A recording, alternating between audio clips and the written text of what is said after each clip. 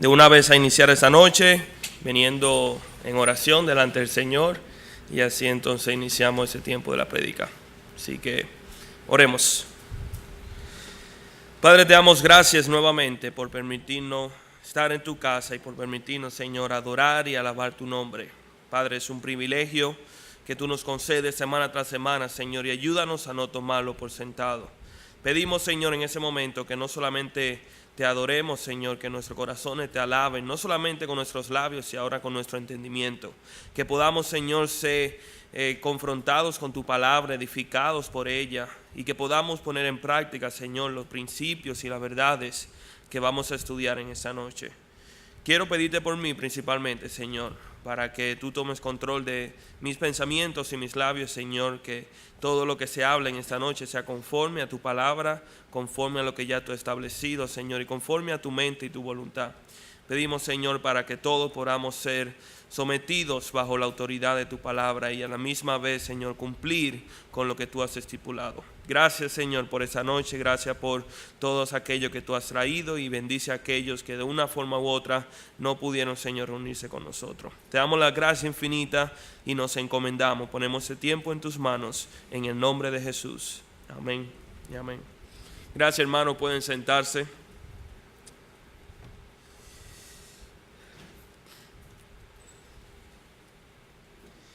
Hay una palabra que nosotros muchas veces estudiamos en lo que es la teología sistemática, y es una palabra que utilizamos a diario, pero es mi entender y mi convicción que es una palabra que significa mucho también para Dios. Es una palabra que Dios le da sumamente importancia por lo que significa y por lo que conlleva, pero que lamentablemente nosotros como cristianos no le damos en ocasiones no le damos la debida importancia. Y esa palabra es separación. La palabra separación, o su verbo separar, se define en el diccionario de la Real Academia como considerar aisladamente cosas que estaban juntas o fundidas. En otra palabra, cosas que en un momento estuvieron juntos, que se identificaban la una con la otra. Desde ese momento hay un rote, hay un quebrantamiento, hay una separación en la cual se distingue una parte de la otra.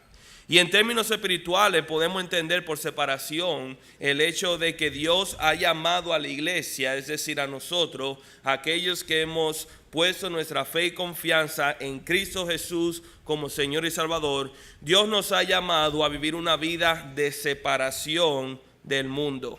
En otras palabras, el cristiano no pertenece al sistema mundano o al sistema satánico que gobierna este mundo.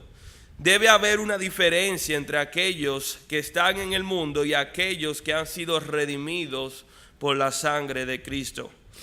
Esto fue lo que nuestro Señor Jesucristo oró al Padre cuando estaba con sus discípulos, y lo menciona aquí en Juan 17:15. Dice: no ruego que los quites del mundo, sino que los guardes del mal. Y la palabra guarda está implicando que los cuide, que los proteja, que los separe del mundo, haciendo referencia a sus discípulos. La iglesia de Cristo debe y es en esencia diferente al mundo, debe ser diferente al mundo. Pero no hay que dar muchos ejemplos para darnos cuentas de que muchas veces esa no es una realidad. Que es muy fácil encontrar iglesias en el internet, en las redes sociales, que es donde mayormente nosotros nos informamos. Es muy fácil identificar iglesias en las cuales no se aplica este principio, donde no se sabe dónde termina la iglesia y dónde comienza el mundo. Y en vez de la iglesia transformar el mundo por medio de la predicación de la palabra, la iglesia se ha conformado al mundo por medio de sus rudimentos y filosofía. Y para esto el Señor, a través del apóstol Pedro, tiene una palabra para su iglesia, y es la siguiente: basta ya. Basta ya. Palabras contundentes, definitivas y explícitas que el Señor nos da por medio del apóstol Pedro. El solo hecho de escuchar estas palabras debe cautivar nuestra atención y debe sacudir nuestras convicciones. Dios quiere y demanda una iglesia que se convierta en luz en medio de la tiniebla. Él demanda una iglesia que se convierta en aquello para lo cual ha sido llamada. Y yo les voy a invitar que me acompañen el texto que vamos a estudiar esta noche, y se encuentra precisamente en Primera de Pedro. Primera de Pedro capítulo 1, versículos del 1 al 5. Y en esta noche vamos a ver dos razones por las cuales el cristiano debe vivir separado del mundo. Primera de Pedro capítulo 4, versículos del 1 al 15, del 1 al 5, perdón. Y el título del mensaje es precisamente ese: basta ya. Si todos lo tienen, entonces podemos iniciar la lectura. Primera de Pedro, capítulo 4. Dice así: puesto que Cristo ha padecido por nosotros en la carne, vosotros también armaos del mismo pensamiento. Pues quien ha padecido en la carne terminó con el pecado, para no vivir el tiempo que resta en la carne conforme a las concupiscencias de los hombres, sino conforme a la voluntad de Dios.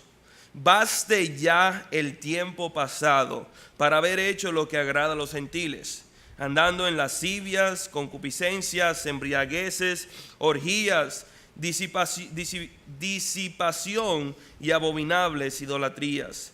A estos les parece cosa extraña que vosotros no corráis con ellos en el mismo desenfreno de disolución y os ultrajan. Pero ellos darán cuenta al que está preparado para juzgar a los vivos y a los muertos. Que Dios bendiga su palabra. Vamos a dejar el texto hasta el versículo 5. Aquí nos encontramos al apóstol Pedro escribiéndole a una audiencia que en su mayoría era un grupo de judíos creyentes que habían puesto confianza en Cristo Jesús, pero que había sido esparcido por toda la región debido a la persecución que ellos estaban enfrentando. Y Pedro le escribe esta epístola, como hemos mencionado en el pasado, con el propósito de alentarles y de animarles a soportar esa persecución, esa tribulación en el nombre de Jesucristo, de cómo hacerlo de tal forma que el nombre de Cristo pueda ser glorificado por medio de su persecución. Y en medio de esta discusión es cuando nosotros vemos al apóstol Pedro que inicia estas palabras. Y algo interesante es cómo Pedro describe en estos primeros versículos, en los versículos 1 y 2, precisamente lo que tomó lugar en la cruz del Calvario. Pedro describe el hecho de cómo Cristo terminó con el pecado. Y yo quisiera tomar los próximos minutos para hacerle una vista panorámica, por así decirlo, de cómo este versículo y cómo eso que habla el apóstol Pedro se relaciona desde el principio de la creación hasta nuestros días. Cuando nosotros hablamos de esto, de que el hecho de que Cristo terminó con el pecado, es necesario que nosotros vayamos al libro de Génesis, que veamos dónde fue que fue concebido el pecado, y específicamente, y el tema que vamos a ver, dónde inició la esclavitud de la raza humana hacia el pecado.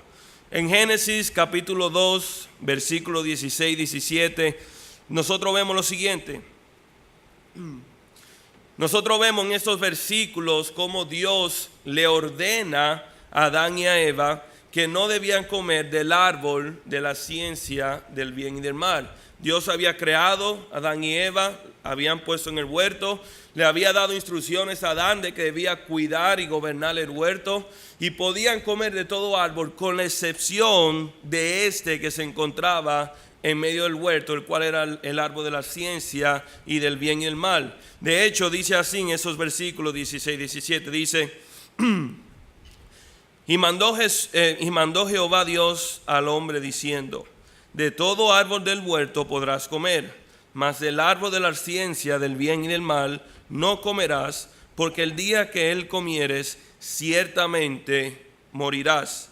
Y nosotros sabemos que Adán y Eva no obedecieron ese mandato del Señor y ellos tomaron del fruto prohibido y comieron.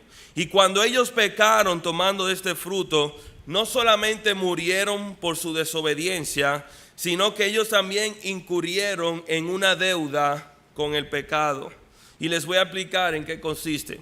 Satanás, en la forma de la serpiente, le promete a Adán, o en ese caso le promete a Eva, diciendo que si toma de este fruto ella iba a ser igual que Dios, iban a ser iguales a Dios. Lo que Satanás no le había comentado era que eso tenía un precio, y ese precio iban a ser su propia vida. Vemos que Eva es seducida y es tentada y come y da a su esposo Adán, pero Satanás no cumple su palabra, lo cual no debe sorprendernos porque él es padre de mentira. Y el hombre, en vez de ser igual a Dios y de ser elevado a la posición de Dios, vemos que al contrario cae de su posición de privilegio y cae bajo maldición por culpa del pecado que había entrado y por culpa de su desobediencia. Y también vemos cómo Adán y Eva quedan endeudados por haber consumido, por haber desobedecido y haber tomado la oferta que Satanás le había ofrecido, que de hecho es la misma oferta que Satanás hace a toda persona hoy en día. Le promete algo bueno, la persona acepta, consume el pecado, termina siendo esclavizado y Satanás no cumple su palabra entregando lo que había prometido. Juan 8:34, el Señor Jesús dice lo siguiente: de cierto os digo, que todo aquel que hace pecado, esclavo es del pecado. Y aquí vemos en este momento cómo Adán y Eva fueron esclavizados por el pecado, por cuanto no tomaron a pecho, por cuanto no obedecieron la palabra del Señor. Y cómo eso tiene repercusión hoy en día. Muchas gracias, Guillermo. Cómo eso nos afecta hoy en día. No sé si ustedes recordarán que la costumbre de aquel entonces era que si una persona era incapaz de pagar una deuda, esa persona se convertía en esclavo de quien era deudor. Y eso lo vemos en todo el Antiguo Testamento, incluso era contemplado en la ley mosaica. Si yo era deudor de alguien y yo no podía pagar mi deuda, no solamente yo me convertía esclavo de esa persona, sino que llegaba al punto que toda mi familia también era esclavo de aquella persona. Y si yo, siendo esclavo, procreaba hijos, ¿qué sucedía con mis hijos? También eran nacidos en ese acuerdo o en esa condición de esclavos. Y de la misma forma nosotros podemos ver ese caso con Adán y Eva. Aquellos que fueron esclavizados al pecado y toda su descendencia que vino después de ello, también son esclavos del pecado porque nacieron bajo esclavitud. Adán y Eva inquirieron en una deuda, por así decirlo, a toda la raza humana. Una deuda de la cual nadie era capaz de pagar. La única forma de que esa esclavitud o esa condición de esclavo pudiera ser revocada o abolida era si otra persona pagaba nuestra deuda, es decir, una vida a cambio de otra. Y déjeme decir lo que es precisamente lo que hizo el Señor Jesucristo. Eso es precisamente lo que nosotros vemos en las Escrituras que hizo nuestro Señor cuando se hizo hombre y nació de una virgen y vivió entre nosotros y entregó su vida en la cruz del Calvario. Nosotros éramos incapaces de saldar la deuda. ¿Por qué? Porque nosotros somos los deudores y no podemos pagar lo que no tenemos. Tampoco podía venir otro esclavo y morir por nosotros, porque la vida de ese esclavo tampoco le pertenece a él. O sea que en la raza humana era imposible tener una solución. Pero es precisamente por esa razón que Cristo nació y nació de una virgen. Porque no fue concebido por hombre, sino que fue concebido por el Espíritu Santo. Y al ser concebido por el Espíritu Santo, Él nació fuera de esta condición de esclavitud ante el pecado. Jesús se pudiera decir que fue la única persona después de Adán que caminó sobre esta tierra, la cual no nació en condición o no fue creado en condición de pecador. En el caso de Jesús no nació, a diferencia de Adán, que fue creado. Sin embargo, su vida era la única capaz de comprar nuestra libertad, y esto fue precisamente lo que hizo en la cruz del Calvario, como acabamos de decir. Colosenses capítulo 1, versículos 13 y 14 explica lo siguiente de esta manera. Hablando de Dios Padre, dice el apóstol Pablo, el cual nos ha librado de la potestad de la tiniebla, es decir, de la autoridad, del control de las tinieblas, y trasladado al reino de su amado Hijo, en quien tenemos redención por su sangre, el perdón de pecado. Es decir, nosotros fuimos trasladados del reino de la tiniebla al reino del Hijo Jesucristo, de nuestro Señor Jesucristo, debido a la redención de su sangre. Y la palabra redención es la clave de estos versículos. La palabra redención en el griego significa comprar de. Y lo que quiere decir es cuando una persona compraba a un esclavo de su condición de esclavo y le otorgaba su libertad.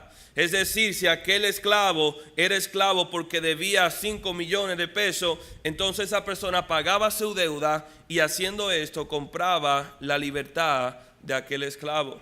Eso era lo que significaba de redimir. Ese esclavo fue redimido. Y lo que nos dice el texto aquí en Colosenses es que todos nosotros que hemos puesto nuestra fe y confianza en Cristo Jesús, hemos sido redimidos del mercado de la esclavitud. Hemos sido comprados de la maldición y la esclavitud del pecado, pero no para que seamos libres y hagamos lo que nos dé la gana, no, sino que hemos sido comprados para que podamos ser siervos de nuestro Señor Jesucristo y vivir conforme a su voluntad.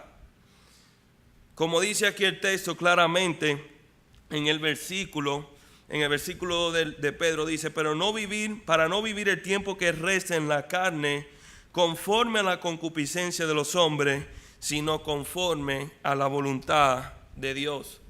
Cristo por medio de su sangre nos redimió de la esclavitud, pero lo hizo con el propósito de que le sirvamos a Él.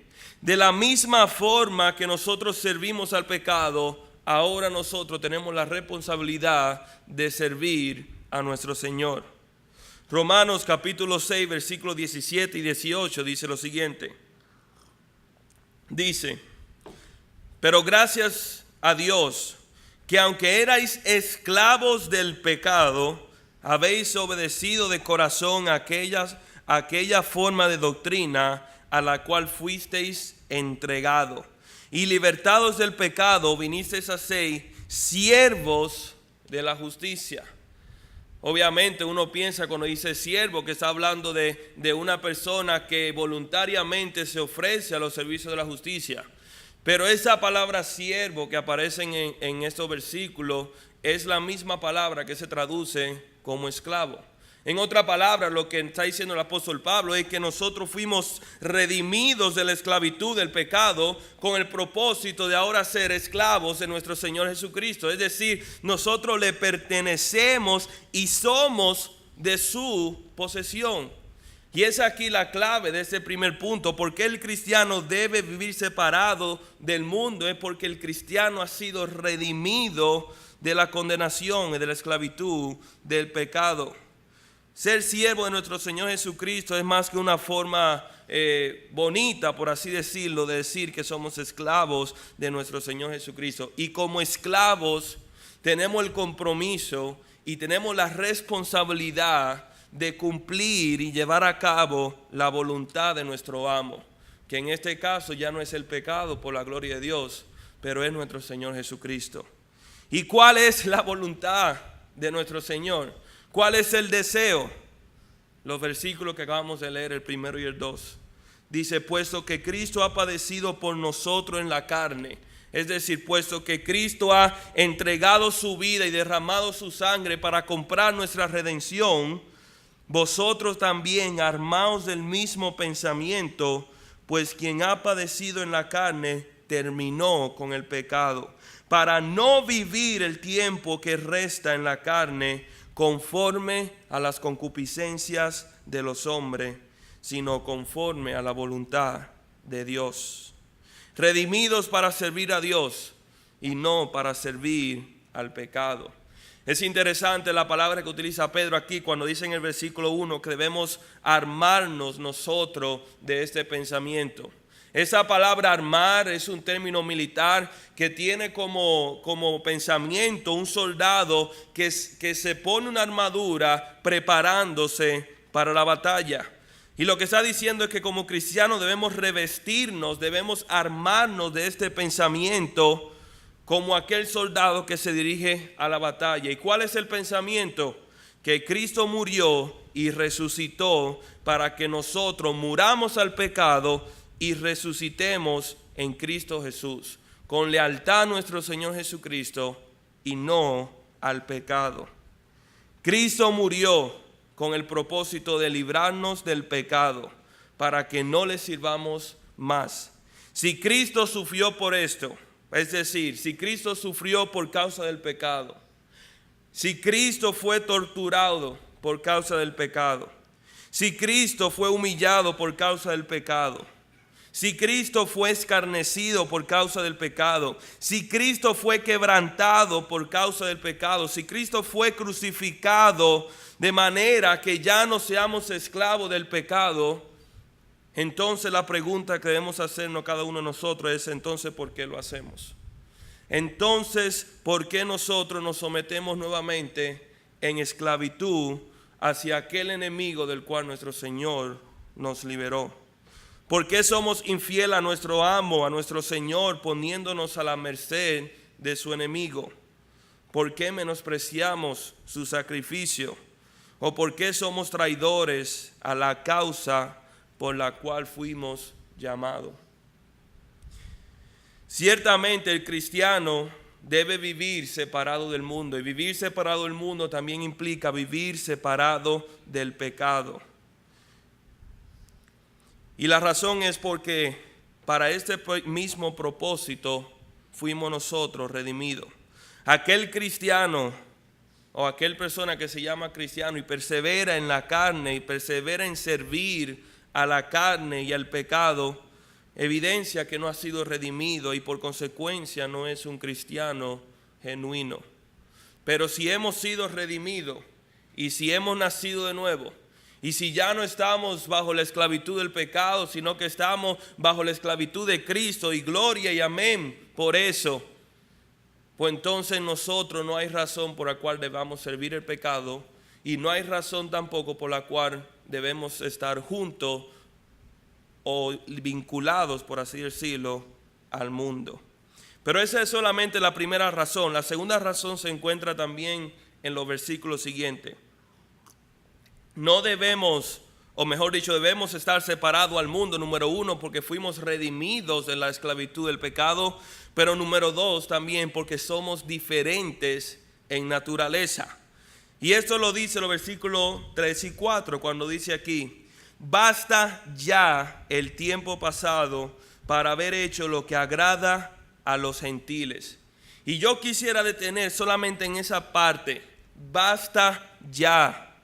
Esto es una de las declaraciones posiblemente más contundentes del apóstol Pedro en todos sus escritos. Basta ya. Es casi como que cuando escuchamos esa palabra podemos escuchar la mano del apóstol Pedro golpeando sobre la mesa en señal de indignación y de desaprobación. Como aquel padre cuya paciencia ha sido colmada por sus hijos que no hacen caso a un llamado y que simplemente dice: ya, suficiente, basta ya. Y es casi como estas dos simples palabras pueden pintarnos todo el panorama de la indignación que está sintiendo el apóstol Pedro cuando escribe esta palabra por medio del Espíritu Santo. Con estas palabras el apóstol Pedro cierra la puerta a cualquier especulación o duda que sus lectores pudieran tener de su palabra. No solamente eso, sino que mucho menos cierra la posibilidad de que haya apelación de parte de sus lectores. A lo mejor él quiso decir esto, o a lo mejor existe otra forma. No, basta ya. Una declaración rotunda y contundente. Pedro nos dice, ya está bueno de seguir tras los deseos del mundo. Los gentiles, aquellos que no han sido redimidos por Cristo, anhelan los deseos del mundo y del pecado. Pero el cristiano no debe anhelar tales cosas porque su naturaleza es diferente a la del mundo. ¿Y en qué consiste eso? Sencillo. Antes de entrar en detalle, antes de entrar en ese punto, vale la pena señalar algo. Cuando Pedro habla aquí de gentiles, no se está refiriendo al grupo de personas que no son judías, es decir, a toda aquella persona que no pertenece a la nación judía. Y la razón es porque muchos gentiles en este momento ya habían puesto su fe y confianza en Cristo Jesús como Señor y Salvador. Y de hecho Pedro sabía más que cualquier persona que el evangelio había llegado a los gentiles, ya que el primer gentil que nosotros vemos que puso su fe y confianza en Cristo Jesús fue Cornelio, el cual recibió la palabra y el evangelio por mano del mismo apóstol Pedro.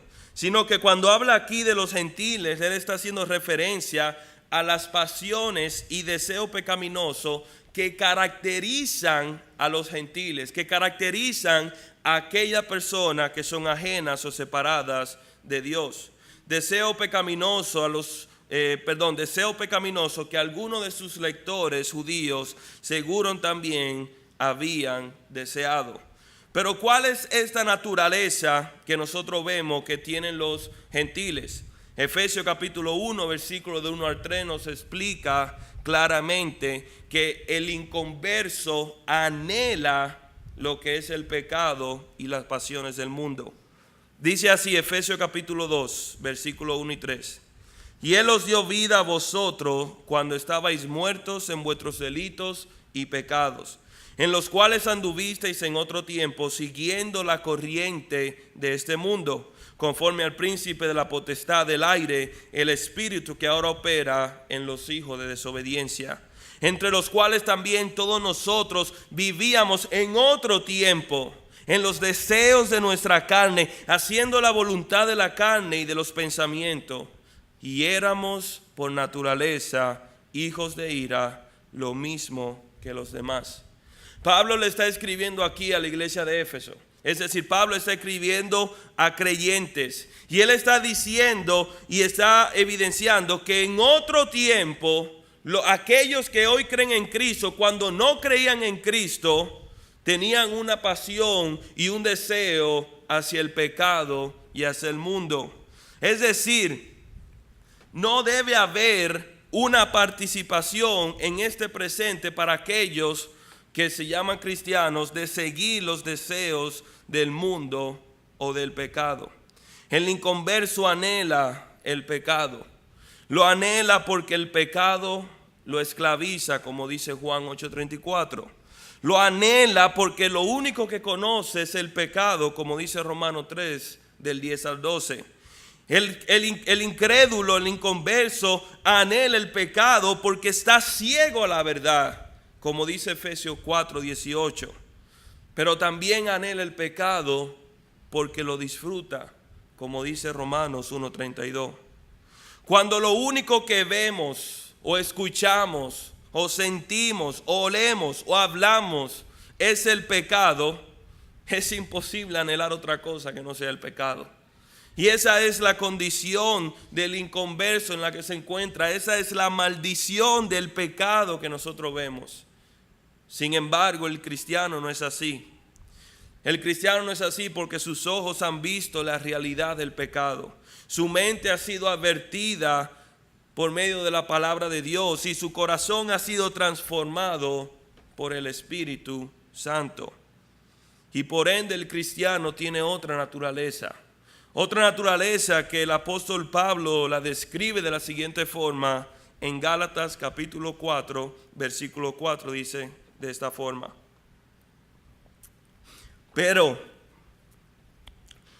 cuando vino el cumplimiento del tiempo, Dios envió a su Hijo, nacido de mujer y nacido bajo la ley, para que redimiese a los que estaban bajo la ley, a fin de que recibiésemos la adopción de hijos. Y por cuanto sois hijos, Dios envió a vuestros corazones el Espíritu de su Hijo, el cual clama, Abba Padre.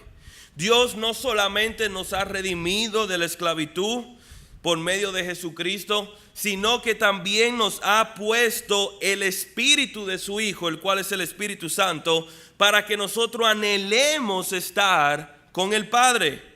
Y este Espíritu, como dijimos, es el Espíritu Santo. ¿Y cuál es la naturaleza del Espíritu Santo? Bueno, el Espíritu Santo, para decirlo en forma laica, trabaja como un imán que nos acerca al Padre, nos acerca a Dios. Por eso era que el apóstol decía en Gálatas que el Espíritu clama, Abba Padre, es decir, anhela estar cerca de su Padre. Y si habita en nosotros, ese sentimiento se traduce en nosotros a querer estar también con el Padre. Somos atraídos a Dios y a todo lo que representa a Dios. Es decir, su palabra, su carácter, su santidad, su gloria. Pero no solamente somos atraídos al Padre, sino que también somos alejados del mundo y de su pecado. Aborrecemos más al mundo y el mundo deja de ser atractivo a nosotros porque deseamos ser como el Padre y el Padre aborrece el pecado. MacArthur dice lo siguiente hablando de esos versículos y él comenta: para el creyente verdadero el pecado es una carga que lo aflige y nunca un placer que lo deleita. Y esa es la realidad cuando el Espíritu Santo habita en nosotros, que el pecado se convierte en una carga, al punto tal que el mismo apóstol Pablo decía, ¿qué hay de mí, maldito yo que vivo en este cuerpo pecaminoso? Y clamaba angustiado por la redención de su cuerpo. Evidencia de esta separación es que el mundo nos aborrece, como dice en el versículo 4. Dice, basta ya el tiempo pasado para hacer lo que agrada a los gentiles, es decir, lo que sigue los deseos de los gentiles, que es el pecado, andando en lascivia, concupiscencia, embriaguez, orgía, disipación y abominables idolatría. Y dice en el versículo 4, y a estos le parece cosa extraña que vosotros no corráis con ellos en el mismo desenfreno de disolución y os ultrajan. Es decir, que no solamente nos llama a vivir conforme a la naturaleza de Cristo y no seguir la naturaleza del mundo, sino que el mismo mundo se asombra de nuestra manera de vivir y que nosotros no sigamos su forma de vivir. Pedro nos enseña en estos versículos que debe haber una separación clara y definitiva entre lo que son los deseos del cristiano y los deseos del mundo. Y evidencia de esta separación del mundo es que el mundo se da cuenta y nos cuestiona. Pero ¿por qué ustedes están metidos todos los días en la iglesia? ¿Por qué van todos los domingos? ¿Por qué tienen que leer la palabra? ¿Por qué no pueden salir y ir de fiesta con nosotros, beberse unos tragos, etcétera, etcétera? Nos cuestionan porque nosotros andamos diferente a ellos. La palabra disolución que habla aquí en este versículo hace referencia a un estilo de vida viciado en su pecado, en lo impío. Es decir, una persona que anda viciada de su propia maldad y de su propio pecado. Y somos tan diferentes al mundo, mejor dicho, deberíamos ser tan diferentes al punto tal de que el mundo nos sea hostil a nosotros. La palabra ultrajar significa injuriar, despreciar o aborrecer. Nos desprecian simplemente porque no seguimos su estilo de vida, porque nuestro estilo de vida les es un recordatorio o un testigo de que ellos están caminando en el camino equivocado, pero no quieren reconocerlo, así que aborrecen a aquellos que tratan de vivir en santidad conforme al Señor. Una vida de santidad siempre creará hostilidad en aquellos que llevan una vida pecaminosa. Y ojalá que el Señor nos permita a nosotros vivir de tal forma que nos encontremos con oposición y con hostilidad de parte del mundo. El cristiano debe vivir separado del mundo porque su naturaleza, aquella impuesta por el Espíritu Santo, le obliga a vivir separado del mundo. ¿Acaso, y debemos preguntarnos, acaso somos señalados por el mundo? Aquellos inconversos que nos rodean saben que somos diferentes a ellos. ¿Acaso hemos experimentado persecución por causa de nuestra fe? ¿O el mundo se siente incómodo con nosotros en nuestra presencia? Esas son preguntas que debemos hacernos, y si la respuesta es negativa, pues entonces es una respuesta que debe preocuparnos y que debe motivar en nosotros una autoexaminación. Pero no solamente dice eso, sino que también el apóstol Pedro dice en el versículo 5 que a pesar de todo esto, dice que a pesar de todo esto, ellos van a tener que rendir cuenta. Dice el versículo 5, pero ellos darán cuenta al que está preparado para juzgar a los vivos y a los muertos. Pedro nos enseña en esos versículos el hecho de que nosotros seamos ultrajados por el mundo, perseguidos por ellos, no debe ser un motivo de preocupación, no debe ser un motivo para que seamos afligidos o entristecidos, porque al final del día ellos tendrán que rendirle cuenta a Dios. Y esto tomará lugar en el gran trono blanco. Mi deseo era poder hablar un poco acerca de eso, pero por cuestiones de tiempo no los haremos. Pero si quieren abundar un poco, ese pasaje se encuentra en Apocalipsis 20, versículo 11 al 15. Pero de una forma rápida nosotros podemos saber que este juicio en el cual habla el Señor, el momento en que tendremos que rendir cuenta que aquellos inconversos y aquellos que ultrajan el nombre de Cristo y a sus seguidores tendrán que rendir cuenta delante del Señor en el gran trono blanco. Cada persona, dice aquí el texto en Apocalipsis, será juzgada conforme a sus obras. Y serán juzgadas todas las personas en todo tiempo y en todo lugar. Y aquellos cuyo nombre no se han encontrado en el libro de la vida, dice que serán condenados y serán hallados culpables, serán lanzados al lago de fuego, el cual es la segunda muerte. Y lo que Pedro está diciendo no es que nos regocijemos en esto. O sea, Pedro no nos está diciendo que nos sentamos felices porque ellos van a ser condenados y tirados en algo del fuego. Esto contradeciría las enseñanzas de nuestro Señor Jesucristo cuando nos urge que debemos amar a nuestros enemigos y orar por ellos. Pero sí debe causarnos consuelo y sí debe causarnos gozo saber que Dios está pendiente a nuestra causa. De que aun si somos afligidos por el nombre de Cristo y aun si somos ultrajados, que aún así el Señor no nos abandona ni nos desampara. Y que un día, tarde o temprano, Él hará justicia, tanto a ellos como también a nosotros.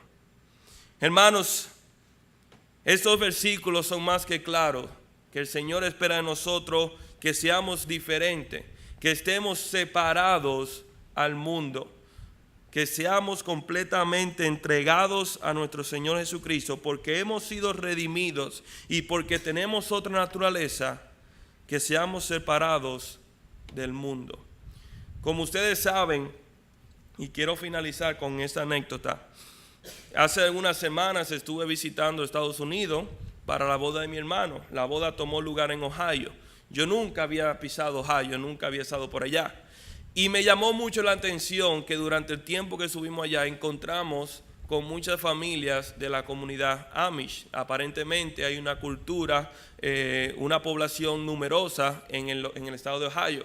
Y ustedes saben que esta población, ese grupo de personas que profesan ser cristianos, que lo son, ellos acaparan la doctrina de la separación al punto tal de que su vestimenta, su estilo de vida, su artefacto, todo lo que involucra su vida es completamente diferente a lo que se ve en la vida. O sea, ellos se visten de una forma diferente, ellos practican cosas completamente diferentes, incluso algunos piensan, o mejor dicho, aparentan como que son de otra época.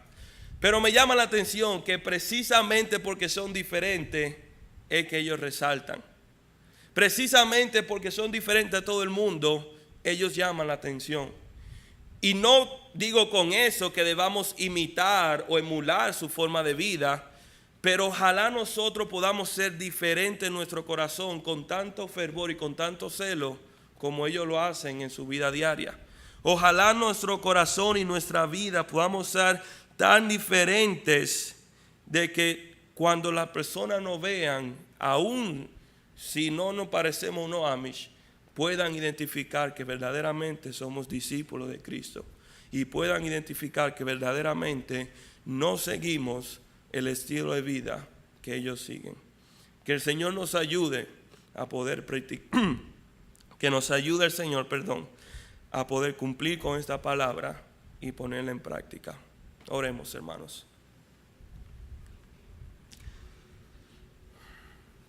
Padre, te damos las gracias porque a pesar de los impedimentos, Señor, y a pesar de los obstáculos que pudieron haberse presentado, tú has permitido, Señor, que estemos reunidos hoy y que podamos escuchar tu palabra.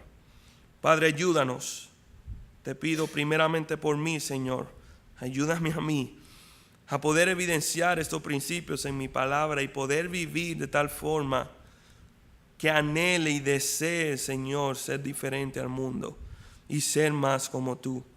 Ayúdanos, Señor, a ser una iglesia que se caracteriza por su separación del mundo. Y que cada persona que entre por nuestra puerta, Señor, pueda precisamente encontrar esto. Tu palabra y tu verdad, Señor, y no simplemente otra oficina, otro departamento del mundo. Padre, te damos las gracias infinitas y rogamos que tú nos ayudes, que tu Santo Espíritu nos cubra, Señor, y nos permita poner en práctica esos principios. Te pedimos también por ese momento que vamos a tomar tu Santa Cena, que tú prepares nuestros corazones, que tú nos permitas, Señor, recordar aquel sacrificio por el cual tu cuerpo fue quebrantado, Señor, molido. Aquel sacrificio que tú hiciste, Señor, para comprar nuestra salvación y redimirnos de la esclavitud del pecado. Padre, te damos gracia infinita y pedimos tu bendición en el santo nombre de tu Jesús. Amén. El Señor le bendiga, hermanos.